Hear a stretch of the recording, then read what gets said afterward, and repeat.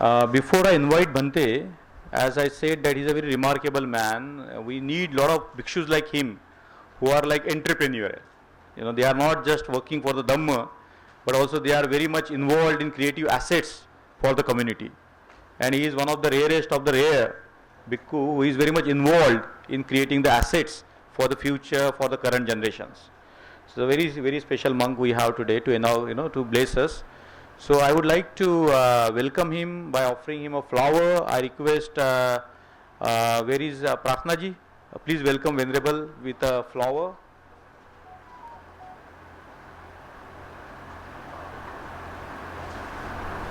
Prarthna ji is coming from Bombay all the way. Huh?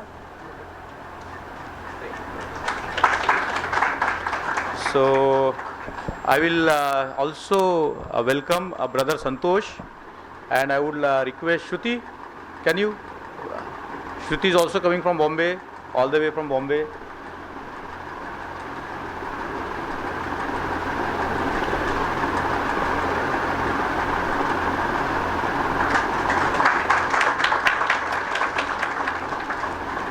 And very important, the center of our program today, my friend Nitin Salve. I would request Kanchan. Where is Kanchan? She is coming all the way from Delhi. She has just arrived.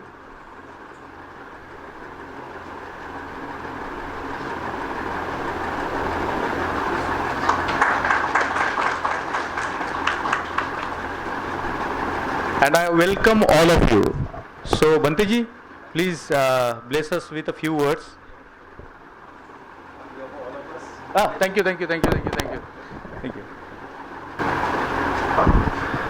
Namo Buddhaya, everyone, and Jai Bhim to all. First of all, I just want to pay my gratitude to Buddha, Dhamma and Sangha, and most respectable Dr. Babasaheb Ambedkar. As all we know about the Buddha and Babasaheb, I just want to tell you a little bit my journey toward the Buddhism and how we can achieve the success in our life through the Buddhism. So today we will talk about it in a very few time Mangesh he gave me.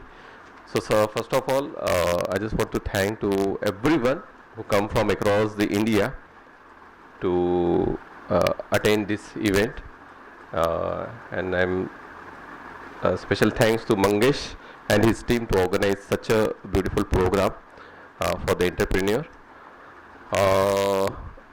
I will speak in Hindi. मुझे हिंदी थोड़ा सबसे ज़्यादा अच्छा लगता है, बहुत प्रिय है मुझे हिंदी, क्योंकि बचपन से ही मुझे हिंदी से बड़ा प्रेम रहा है. तो ये जो जर्नी रहता है लाइफ का एक जर्नी ये रहता है कि हमें कुछ ना कुछ अचीव करना रहता है लाइफ में. हर एक इंसान का एक मकसद रहता है कि we should achieve something. Like Buddha, he has a toughest job in the world. What he has a toughest job to attain the Nibbana and to become a enlightenment one. सबसे डिफिकल्ट काम है वर्ल्ड में. अगर सबसे difficult काम अगर कोई है, अमेरिका का प्रेसिडेंट बनना बहुत आसान है, यहाँ का प्रधानमंत्री बनना बहुत आसान है, लेकिन सम्यक संबुद्ध बनना सबसे डिफिकल्ट काम है. उसके बाद में सबसे सेकंड टफेस्ट काम रहता है, वो है बोधिसत्व बनना. So what is the meaning of Bodhisattva? Bodhisattva वो होता है कि जो अपने आप को प्रोग्रेस करता है और लोगों के प्रोग्रेस के लिए वो एफर्ट्स डालता है, जिसे हम क्या कहते हैं, ईगल है, राइट? तो ईगल का क्या स्पेसिफिकेशन रहता है, उसका क्या इंपॉर्टेंस रहता है कि वो बहुत दूर तक के भरारी लेता है. जो वल्चर रहता है बहुत दूर तक के भरारी लेता है, और जो भी नीचे जो चीजें होती रहती है, जो भी उस पर बहुत ऑब्जर्व रखता है वो, राइट? बहुत छोटी छोटी चीजों को भी, इवन कोई सांप भी रेंगता रहा तो ऊपर से आता है, उसको पकड़ के वो लेके जाता है. तो इतना माइन्यूट ऑब्जर्वेशन उस ईगल का रहता है. तो इसी तरह से हमने भी जितनी भरारी आपको लेने का उतनी भरारी लेने का है. भगवान बुद्ध ने भी भरारी लिए थे, काफी ऊंचे पोस्ट पे चले गए थे. सम्यक बाबा साहब ने भी लिए थे, लेकिन उन्होंने कभी भी अपने कम्युनिटी को नहीं छोड़ा. पर हम देखते हैं अपने समाज में कि कुछ लोग अगर ऊंचा हो जाते हैं या बड़े हो जाते हैं तो जो नीचे के जो लोग रहते हैं उनको वो भूल जाते हैं। तो संत कबीर हमें क्या कहते हैं कि बड़ा हुआ तो क्या हुआ, जैसे पेड़ खजूर, पंछी को छाया नहीं और फल लागे अति दूर। मतलब जो खजूर का जो पेड़ रहता है वो बहुत बड़ा रहता है, लेकिन उसकी छाया किसी को नहीं मिलती है, और जो फल भी रहता है वो बहुत ऊपर रहता है, किसी का उसको चखने को नहीं मिलता है। तो इस तरह से हमने नहीं होना चाहिए। दूसरा कि आपको अगर लाइफ में कुछ करने का है तो डू एंड डाई कंडीशन में आपको रखना पड़ेगा। लाइक सम्यक संबुद्ध ने भी रखा था, क्या रखा था कि मैं इस जगत से तब तक के नहीं उठूंगा जब तक कि मुझे सम्यक संबुद्धि प्राप्त नहीं हो जाती है। डू एंड डाई की कंडीशन थी। बाबा साहेब ने भी एक कंडीशन रखा खुद के सामने में कि अगर मैं अपने समाज का उत्थान नहीं कर पाया तो मैं अपने आप को गोली मार दूंगा। जब डू एंड डाई की जब कंडीशन रहती है तो इंसान कर ही लेता है, पर अगर आपके पास ऑप्शंस है तो वो इंसान सोचता है चलो ये भी करते हैं वो भी करते हैं, तो उसमें वो इंसान को सक्सेस उतना नहीं मिल पाता है। और दूसरा, आप लोगों को कंफर्ट जोन तोड़ना बहुत ज्यादा जरूरी है।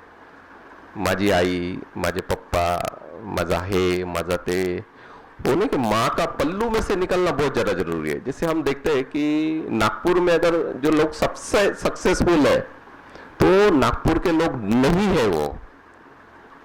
मुंबई में भी जो आपको सक्सेसफुल लोग दिखेंगे वो मुंबई के नहीं है वो लोग। अमेरिका में जो आपको सक्सेसफुल दिखेंगे वो अमेरिकन नहीं है वो लोग। तो क्या होता है कि जब आप बाहर जाते हो ना तो आपके आगे में एक ही रहता है विजन कि मुझे सिर्फ अपने काम पे ध्यान केंद्रित करना है, मुझे मेरा बिजनेस देखना है, या मुझे जो भी करना है, पूरा इंसान फोकस रहता है। लेकिन जब आपकी जो क्या बोलेंगे जहां पे आप बॉर्न एंड बॉट अप होते हैं, जब आप वहां रहते हैं तो आपका जो डाइवर्शन रहता है माइंड का बहुत रहता है। घर का भी रहता है, फैमिलीज का भी रहता है, फ्रेंड्स का भी रहता है, रिलेटिव्स का भी रहता है। तो इंसान उतना फोकस वो नहीं रह पाता। ये भी मैंने ऑब्जर्व किया है। इवन जब मैं भिक्षु बना था तब मैंने क्या किया था, मैंने ये नागपुर, ये it's a comfort zone for the monks and nuns. सुबह आपको खाना मिल जाता है, आपको परित्राण मिलते हैं, आपको पैसे मिल जाते हैं, आपको जो चीज चाहिए ना नागपुर में इजीली मिल जाता है। पर मैंने क्या सोचा था, मुझे टफेस्ट जॉब करने का है। क्या करने का है? सो आई सिलेक्टेड गोवा, गुजरात और केरला। कि मुझे तकलीफ होना चाहिए। जब इंसान को तकलीफ होती है ना इंसान बहुत सीखता है। जैसे अगर हम कुछ पॉलिटिकल पार्टी देखते हैं, जैसे हम लोग देखेंगे कि लाइक कांग्रेस पार्टी या फिर उद्धव जी की जो पार्टी, जो एफर्ट्स उनके पिताजियों ने डाले हैं, उनके दादाजी वो लोगों ने डाले हुए हैं उतना खड़ा करने के लिए, वो एफर्ट्स इनको नहीं करना पड़ रहा है क्योंकि इनको ऑलरेडी वो प्लेटफॉर्म मिल चुका है। तो कहने का मतलब ही ये है कि जब आप नए चैलेंज एक्सेप्ट करते हो और आप जीरो से कुछ बनाते हो आप उस चीज को, तो जब वो चीज आप अचीव कर लेते हो उसका जो एक मेंटल क्या बोलेंगे उसे हैप्पीनेस, वो कुछ अलग ही रहता है। और एक कॉन्फिडेंस जो रहता है लाइफ में कि मैं हर एक चीज कर सकता हूं, वो एक अलग रहता है। जैसा मैं कहता हूं कि मुझे आग बंद करके कि आप किसी भी देश में डाल दो, आप लोग जो नहीं कर पाओगे मैं उधर कर लूंगा, क्योंकि मुझे उतना कॉन्फिडेंस है। और उतना कॉन्फिडेंस इसलिए है क्योंकि मैंने गुजरात सिलेक्ट किया था, और गुजरात में प्रवाह के विरुद्ध जाके काम करना इजी नहीं है। अभी तक के कोई नहीं जा पाया। मैं यहाँ पे मंक्स लोग को बोलता हूँ कि कंफर्ट जोन तोड़िए। केरला है, गोवा है, तमिलनाडु है, हरियाणा है, वहां आप जाइए और वहां आप धमाका काम करिए, ताकि आपको नए कॉन्टेक्ट्स भी मिलेंगे, वहां की नई परंपरा आपको जानने को मिलेंगी और नई चीजें आपको सीखने को मिलेंगे। लेकिन कोई रेडी नहीं है। तो कहने का मतलब ये है कि बुद्धिज्म में भी बताया गया है कि कुछ कुछ जो दिशाएं भी रहती है ना, वो भी आपके सक्सेस के लिए काम में आती है। और मुझे लगता है कि जो वेस्ट जो दिशाएं हैं वो बहुत सक्सेस के लिए बहुत यूजफुल रहती है। तो जब मैं गुजरात गया तो मैंने भी काफी प्रॉब्लम सहन किया। हम लोग जो नागपुर के लोग हैं, वी आर वेरी फूडी, हम लोगों को खाना बहुत अच्छा चाहिए। मैंने कुछ लोगों का मैंने सुना है कि अगर उनको खाना अच्छा नहीं मिलता था बेंगलोर, हैदराबाद या अलग अलग कंट्रीज में, तो उन लोग वापस आ गए हैं। किस लिए? क्योंकि खाना अच्छा नहीं मिलता था। तो वहां खाना भी मीठा, पानी भी मीठा, लोग भी मीठे, हर चीज एकदम एडवांस। फिर भी मैंने संकल्प किया और वहां रहते हुए काफी सारा बुद्धिज्म का एक्टिविटीज वहां हमने स्टार्ट किए। तो यू कांट बिलीव कि वहां 6 इंटरनेशनल बुद्धिस्ट कॉन्फ्रेंस हम लोगों ने ऑर्गेनाइज किए। उसके बाद में लास्ट टाइम जो जापान के प्राइम मिनिस्टर आए थे, इंडियन प्राइम मिनिस्टर आए थे, तो पूरी 130 करोड़ की जनसंख्या की तरफ से मुझे वो जापानीज प्राइम मिनिस्टर का वेलकम करने का मुझे मौका मिला। और मुझे नहीं मालूम था कि वो सब लाइव है, वो लाइव चल रहा था। प्राइम मिनिस्टर ने अपने पोस्ट पे डाला, अपने पेज पे डाला, चीफ मिनिस्टर ने डाला, उसके बाद में पूरा दिन भर वो टीवी न्यूज चैनल पे रहा, उसके बाद में दूसरे दिन सभी न्यूज़पेपर के हेडिंग पे था वो। और उसी समय मैंने 3 दिन के बाद में एक बुद्धिस्ट कॉन्फ्रेंस ऑर्गेनाइज किया था, और उससे मैं प्राइम मिनिस्टर भी मिल गए हमारे। तो मैंने कहा कि आपको आना है, तो बोले मेरा नहीं जमेगा। लेकिन उन्होंने याद से, जब उनको पता चला कि एक कॉन्फ्रेंस चल रहा है, तो प्राइम मिनिस्टर ऑफिस से कॉल करके, चालू कॉन्फ्रेंस में प्राइम मिनिस्टर ऑफिस से कॉल आना मामूली बात नहीं रहती है। प्राइम मिनिस्टर ऑफिस से कॉल आया और उनका ग्रीटिंग मैसेज एक उन्होंने हमें भेज दिया कि इस कॉन्फ्रेंस के लिए बेस्ट विशेष करके। तो जब आप कुछ एक्स्ट्रा, कहने का मतलब ये है कि जब कुछ एक्स्ट्रा ऑर्डिनरी को सोचते हैं काम करने का, तो मुझे लगता है कि जो अनसीन एनर्जीज भी है, तो वो आपको हेल्प करने में मदद करती है। वो कहते हैं ना कि हिम्मत मर्दा तो मदद खुदा। तो ये चीज मेरे साथ भी हुई है। तो मैं कहने का मतलब ये है आपको कि अगर आप कंफर्ट जोन तोड़ के और कुछ थोड़ा आउट ऑफ द बॉक्स सोच के अगर आप कुछ काम करने का सोचते हैं, तो 101% आपको सक्सेस मिलता ही मिलता है।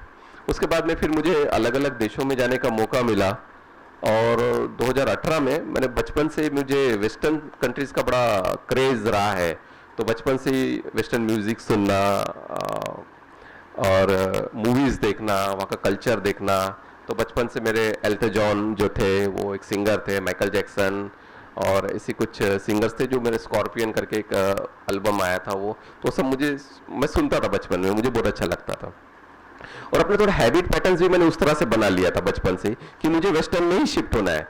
फिर मेरा गोवा में स्टडी हुआ, तो फिर मुझे चांस मिला, लेकिन पता नहीं कि इंटरनली ना मुझे लगता था कि नहीं, मैं उसके लिए नहीं बना हूँ, मैं उसके लिए नहीं बना हूँ, मैं धम्म के कार्य के लिए बना हूँ। और धम्म ने मुझे खींच लिया, मैं नहीं आया बुद्धिज्म में। मैं तो अवॉइड करता था ये भिक्षु वगैरह बनना, ना कौन बनेगा। आई वॉज वेरी फैशनेबल, म्हणजे आप मेरे पुराने फोटोज देखोगे तो मैं तो मेरा क्लोथ का कलेक्शंस भी, मैं नागपुर से गोवा जाता था, मैं कपड़े वगैरह लाने के लिए, कभी तो बाल कटाने के लिए मैं चले जाता था मैं गोवा में, क्योंकि वहाँ पे एक बार्बरन था, ये था बाल काटने वाला, वो बहुत अच्छा बाल काटता था। तो इस तरह से था, लेकिन मैंने कभी सोचा नहीं था कि मैं भिक्षु बनूंगा करके, लेकिन होता है ऐसा कुछ। और मुझे धम्म ने खींच लिया। कुछ ताकत तो रहती है कि बाबा चलो बहुत हो गया मौज मस्ती, और हम लोग तो गोवा वाले थे, तो नाइट पार्टीज वगैरह आप सोच सकते हैं। तो तब से मेरा वेस्टर्नर्स लोगों के साथ में भी उठना बैठना था। और मैं स्टडीज के लिए मैं पहले से फॉरेन से पैसा बुलाता था। मैं इतना स्मार्ट था पहले से कि मैं अपने स्टडीज के लिए मैं फॉरेन से पैसा बुलाता था। तो ये सब होने के बाद में फिर मुझे वेस्टर्न में जाने का मौका मिला। और 2018 में मैंने सोचा था कि मैं पूरा वर्ल्ड ट्रिप करूंगा, और भी फ्री ऑफ कॉस्ट करूंगा। आप कर सकते हैं, आप एक देश नहीं जा सकते हो फ्री ऑफ कॉस्ट। मैंने पूरा पृथ्वी का चक्कर काटा 85 डेज में नॉन स्टॉप, और वो फ्री ऑफ कॉस्ट, और वो भी समर में। समर में वेस्टर्न्स में सभी लोग बिजी रहते हैं। तो ये तभी हो सकता है जब आपके संकल्प अच्छे हैं और कुछ आप एक्स्ट्राऑर्डिनरी करना चाहते हैं। तो हमने वहाँ वेस्टर्न्स में भी काफ़ी एक्टिविटीज़ वगैरह स्टार्ट किए। और पेंडेमिक के समय आप विश्वास नहीं करेंगे, मैंने कम से कम 2.5 करोड़ रुपए रेस किया।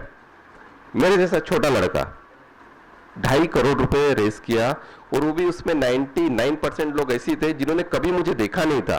उन्होंने, किसी ने लाख, 5 लाख, 10 लाख, 50 लाख, 1 करोड़ के आसपास उन्होंने पैसा भेजा मुझे। तो उसे मेडिकल इक्विपमेंट हमने डोनेट किए, नागपुर में भी किए, गुजरात में किए, मुंबई में किए। उसके बाद में 3 महीना तक के ग्रोसरी डिस्ट्रीब्यूशन का काम पूरे विदर्भ में, मुंबई में हम लोगों ने किया, गांव गांव जा जाके, और ट्रकों से माल हम लोग लेके जाते थे। शायद कोई भिक्षु मिलेगा आपको कि भिक्षु तो मांगने वाले रहते, लेकिन हम ऐसे है कि हम देने का काम करते हैं। लेते आप ही लोग ऐसे है देने का काम हम लोग करते हैं। फिर और एक कंसेप्ट हाँ मेरे दिमाग में है कि क्यों ना हम लोग माइनॉरिटीज को अपने साथ में जोड़े। तो जो बिजनेस में सबसे आगे है, तो मैं देखता हूँ कि माइनॉरिटीज के लोग सबसे आगे हैं। तो फिर मैंने क्या किया कि माहिम दरगाह, हाजी अली दरगाह, ये मेरा सेकंड ऑफिस है। मैं ना मुंबई में गया तो मैं मैक्सिमम समय माहिम दरगाह में रहता हूँ। तो माहिम दरगाह का पूरा नेटवर्क और हाजी अली दरगाह का नेटवर्क बहुत अच्छा बॉलीवुड में है, इंडस्ट्रियल लोगों के ऊपर है और पॉलिटिशियन लोगों के ऊपर भी है। तो उसके जो ट्रस्टीज है मेरे बहुत अच्छे फ्रेंड है, उनका नाम है सोहेल भाई खंडवानी, वो बिल्डर भी है और काफ़ी अच्छे नोन इंसान है मुंबई में। उसके बाद में माहिम चर्च के फादर्स को, बाद में अलग अलग पारसीज और इन सब लोगों को जोड़ के हम लोगों ने वहाँ एक ऑर्गेनाइजेशन फॉर्म किए, और उसमें कुछ बिजनेसमैन हैं जो बहुत बड़े बिजनेसमैन हैं। तो उनको मैंने बोला कि मतलब अभी आपका समय आया है कि आप हमारे लोगों को आप ट्रेनिंग्स दो। जैसे कुछ मारवाड़ीज है, उसमें कुछ गुजरातीज है जो बहुत बड़े बड़े लेवल पे काम है उनके, जिनके एडवर्टाइजमेंट टीवी पे चलते हैं, मैं उनका नाम नहीं लेना चाहूंगा। तो ये सभी लोग, फिर इनको मैंने कांटेक्ट किया, मैंने बोला आप लोगों को हमारे लोगों को ट्रेनिंग्स देने का है अभी, क्योंकि इन लोगों के ब्लड में नहीं, इनके डीएनए में बिजनेस है। और मैं देखता हूं कि हमारे समाज के डीएनए में सर्विस करने का बहुत है। पहले बच्चा होता है या फिर कोई, मैं देखता हूं अपने यूथ लोगों को, तो वो क्या बोलते हैं, जॉब कहाँ है, जॉब की बात करो। पर मैं गुजरात के जब पटेल्स की बात करता हूं, बाय गुडनेस, उनके जब लड़के लोग मेरे पास में आते हैं तो उनके इतने इनोवेटिव आइडियाज लेके आते हैं कि मैं सोच के दंग रह जाता हूं मैं। और इतने उन लोग प्रॉस्परस थॉट्स के रहते हैं, इतने प्रॉस्परस विचार के रहते हैं, तो मुझे लगता है कि उनके डीएनए में ही वो बिजनेस आइडियाज मैंने देखा हुआ है। क्योंकि मुझे भी, मेरा नाम है प्रशिल गौतम, लेकिन मैं उधर जाने की वजह से मैं पक्का गुजराती हो गया, तो मुझे प्रशिल पटेल बोलते हैं कुछ कुछ लोग। इवन अमेरिका में मुझे प्रशिल पटेल बोलते हैं क्योंकि इतना मैं गुजरात में रह चुका हूँ।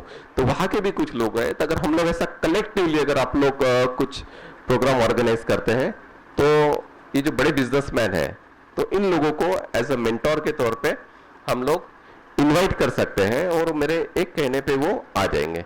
उसके बाद में जो जैन लोगों के जो बड़े बड़े साधुज हैं, तो उन लोगों के साथ भी मेरे बहुत अच्छे रिलेशंस हैं। तो उनको भी मैंने बोला, तो जब मैं उनके संपर्क में जब जाता हूँ, जब भी जाता हूँ, तो कोई ना कोई टॉप मोस्ट बिजनेसमैन उस स्वामी की सेवा में रहता ही रहता है। एक बार मैं गया था, तो मानिक चंद की जो बीबी थी, शोभा नाम है शायद उनका, वो उनकी सेवा में थी, और वो चल रहे थे, और अपनी कम से कम मे बैक करके वो गाड़ी आती ना मर्सिडीज की, उसमें वो उनकी सेवा में वो चल रही थी। तो इस तरह से एक बार फिर मैं, पंचशील टावर करके एक है मलबार हिल के बिल्कुल नीचे में, तो भरत शाह करके एक है जो डायमंड के बहुत बड़े मर्चेंट है।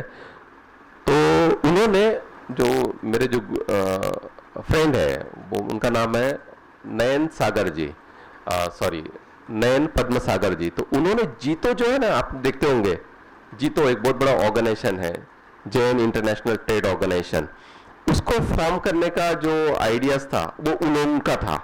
उन्होंने इतने एफर्ट्स डाले जीतो बनाने के लिए। बाद में जीतो में यानी एक ही समय पे 3-3 लाख रुपए उस समय लोगों ने मेंबरशिप फीस दिया था। तो कम से कम 300 लोगों ने एक साथ मेंबरशिप फीस ले लिया था, तो करोड़ों रुपए उसमें जमा हो गए।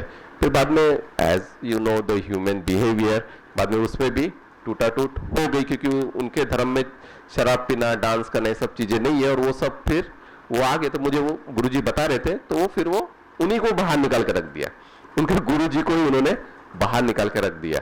तो उनके पास भी ऐसे कुछ लोग हैं, तो उनको भी मैंने आइडिया शेयर किया। तो मुझे बोले कि भतीजे आप बताइए क्या करने का, मैं आपके साथ में। तो कहने का मतलब ये है कि मुझे लगता है कि मंक्स लोगों ने, ठीक है, स्पिरिचुअल पाथ के लिए तो आप लोगों को गाइड तो करते ही रहते हैं, तो मुझे लगता है कि इकोनॉमिकल डेवलपमेंट के ऊपर भी हम लोगों ने काम करना चाहिए। इसके लिए मैं, मेरे जो गुरुजी थे वो थे चाइनीज, मलेशिया में उनका धर्मा बुद्धिस्ट यूनिवर्सिटी है। तो मैंने उनको बोला, मतलब गुरुजी मतलब चाइनीज लोग बहुत है, बहुत सारे बिजनेस में भी है और पूरे वर्ल्ड को चाइना भी टेक ओवर कर रहा है बिजनेस में। तो मैंने बोला क्यों ना हम लोग चाइनीज बुद्धिस्ट और इंडियन बुद्धिस्ट मिलके हम लोग बिजनेस के ऊपर कुछ काम करें। तो ये पेंडेमिक के पहले की बात है, तो उस समय मैंने उनसे दीक्षा भी लिया था, तो मेरा महायाना का भी दीक्षा है। तो उन्होंने बोला बहुत अच्छा आइडिया है और हम लोग इस पर काम करेंगे, बट अनफॉर्चुनेटली वो पेंडेमिक में वो एक्सपायर्ड हो गए। फिर मैंने एक 2018 में बैंकॉक में एक प्रोग्राम लिया था, सोशल इकोनॉमिकल डेवलपमेंट के ऊपर एक प्रोग्राम लिया था। तो वहाँ के जो राजा की यूनिवर्सिटी वो और अपना ऑर्गेनाइजेशन, पहली बार इंडियन बुद्धिस्ट सोसाइटी की तरफ से कोई जाके बैंकॉक में कोई प्रोग्राम ऑर्गेनाइज किया होगा, तो उन लोग भी रेडी हो गए थे हमारे साथ में। तो ऐसे अलग अलग देशों के बहुत सारे बिजनेसमैन है जो मेरे कांटेक्ट में है या फिर वाया उनके कांटेक्ट में है। एक चाइनीज बिजनेसमैन मुझे मिला था, आपको पता होगा वॉरमोरा ग्रुप ऑफ कंपनीज, ये गुजरात में है। तो उनके तरफ उनके बिजनेस पार्टनर या उनको कुछ इन्वेस्ट करने का था, तो वहाँ आए थे और डॉक्टर सुन उनका नाम था और उनका काम था नैनो टेक्नोलॉजीज पे। तो उन्होंने मुझे बोला था कि आप अपना ये चीवर भेज दीजिए, बोले मैं इसको इस तरह से करके दूंगा ना इसमें कभी डस्ट लगेगा और कोई अगर जलाने का भी कोशिश करेगा तब भी नहीं जलेगा। तो वो आप इन्वेस्टमेंट करने के लिए आए थे और जब वो आए थे प्रकाश वर्मोरा के पास में, that time he was chairman. तो प्रकाश मेरे बहुत अच्छे फ्रेंड है, तो उन्होंने मुझे कॉल किया, बोले कोई चाइनीज आए हैं और वो बुद्धा बुद्धा कह रहे हैं, तो बोले मुझे तो समझता नहीं है तो आप ही आके समझा दो। तो फिर मैं उनके कांटेक्ट में आया, तो उन्होंने मुझे बोला था कि आप चाइना आइए, मैं आपको और भी जो बुद्धिस्ट बिजनेसमैन है उनसे मैं इंट्रोड्यूस कराता हूँ ताकि हम लोग इंडिया के साथ में कुछ कोलैबोरेटली काम करें। लेकिन मैंने 2-3 बार, जब मैं अमेरिका था तो मैंने 2-3 बार वीज़ा के लिए अप्लाई किया, तो मैं उनको लगता है कि मैं दलाई लामा जी के पार्टी का हूँ, तो उन्होंने मेरा वीज़ा कैंसिल कर दिया। बट जो भी हो, तो ये सब मैं एक्सपीरियंस इसलिए बता रहा हूँ कि मेरा कहीं अगर यूटिलाइजेशन आप कर सकते होंगे तो पक्का करिए, और मिलके हम लोग सोसाइटी के लिए क्या कर सकते हैं हम लोग मिलके करेंगे, क्योंकि कलेक्टिवली काम करना सोसाइटी के लिए बहुत ज़्यादा जरूरी है। मैं भी चाहता हूँ कि मेरे पीछे कम से कम 100 बिजनेसमैन लोग रहे ताकि मुझे कुछ काम करने का रहेगा तो मैं इजीली कर पाऊंगा। और सारे मेरे जो प्रोजेक्ट्स रहते हैं काफ़ी बड़े रहते हैं। अभी मैंने एक महाबोधि महाविहार का एक रिप्लिका यहाँ बनाने का एक प्रोजेक्ट लिया है और बहुत ब्यूटीफुल जगह है, माउंटेन है, लेक है, आप कभी आइएगा, रहने के लिए आइए आप वहाँ। और कंस्ट्रक्शन चल ही रहा है, रूम्स वगैरह अवेलेबल है वहाँ रहने के लिए। और वहाँ एक छोटे बच्चों के लिए एक बुद्धिस्ट चिल्ड्रन यूनिवर्सिटी मैं बना रहा हूँ, और जब भिक्षु लोग बूढ़े हो जाते हैं तो फिर उनके लिए ओल्ड एज होम भी चाहिए, तो वो भी हम लोग वहाँ बना रहे हैं, और बुद्धिस्ट एजुकेशन के लिए भी हम लोग काम कर ही रहे हैं। तो मैं चाहता हूँ कि हम सब लोग मिलकर कलेक्टिवली काम करें। आइडिया एक का रहता है कभी भी, पर इम्प्लीमेंटेशन बहुत सारे लोगों के ऊपर किया जा सकता है। सो बहुत बहुत धन्यवाद मुझे सुनने के लिए और आपके पेशेंस के लिए। Thank you. नमो बुद्धाय।